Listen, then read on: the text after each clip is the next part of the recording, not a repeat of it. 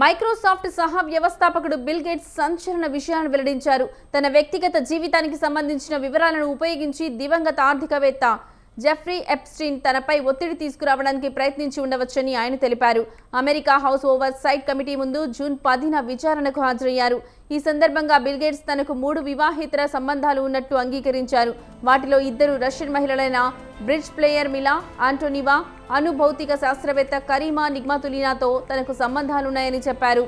అలాగే వైద్యరంగ వ్యాపారవేత్త Alice Jacob's నెస్సెల్ రోడ్తో కూడా సంబంధం ఉన్నట్లు వెల్లడించారు.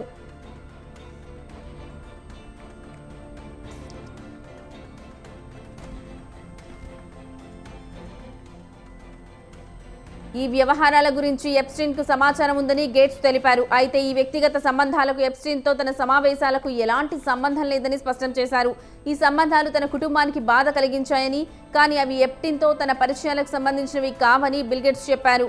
తన వ్యక్తిగత జీవితానికి సంబంధించిన సమాచారాన్ని, అలాగే కొన్ని అసత్య ప్రచారాలను ఉపయోగించి తనను మళ్లీ తనతో సంబంధాలు కొనసాగించేలా ఒత్తిడి తీసుకురావడానికి ఎప్స్టీన్ ప్రయత్నించాడని గేట్స్ తెలిపారు.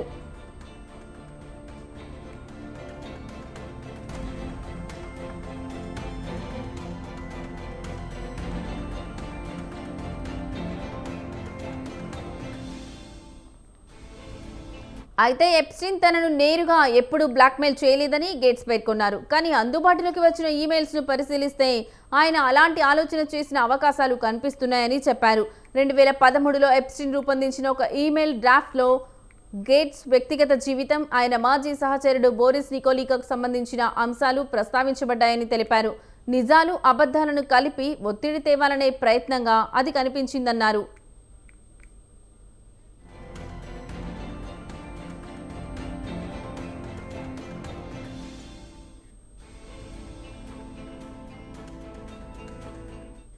ఎప్స్టీన్ నేర కార్యకలాపాలతో తనకు ఎలాంటి సంబంధం లేదని గేట్స్ మరోసారి స్పష్టం చేశారు. అతనితో పరిచయం కొనసాగించడం తప్పిదమేనని అంగీకరించారు.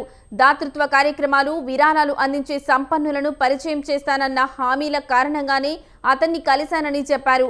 ఎప్స్టీన్ గతంలో శిక్ష అనుభవించిన విషయం తనకు తెలుసని, అయినప్పటికీ పరిమిత స్థాయిలోనే ఆయనను కలవాలని నిర్ణయించుకున్నానని, అయితే అది పొరపాటని గేట్స్ పేర్కొన్నారు. విచారణలో భాగంగా లైంగిక సంబంధాల కారణంగా తనకు లైంగిక వ్యాధి సోకిందనే ఆరోపణలపై కూడా గేట్స్ను ప్రశ్నించారు. ఈ ఆరోపణలను ఆయన పూర్తిగా ఖండించారు. తనకు ఎప్పుడూ ఎలాంటి ఎస్టీడీ రాలేదని చెప్పారు. గత 4 ఏళ్లలో తాను ఎప్స్టీన్ను 12 నుంచి 14 సార్లు కలిశానని, 2 వీడియో కాల్స్ కూడా జరిగినట్లు వెల్లడించారు. సంపన్న దాతలను పరిచయం చేస్తానని ఎప్స్టీన్ పదే పదే చెప్పినా ఆ హామీలు ఎప్పుడూ కార్యరూపం దాల్చలేదని తెలిపారు.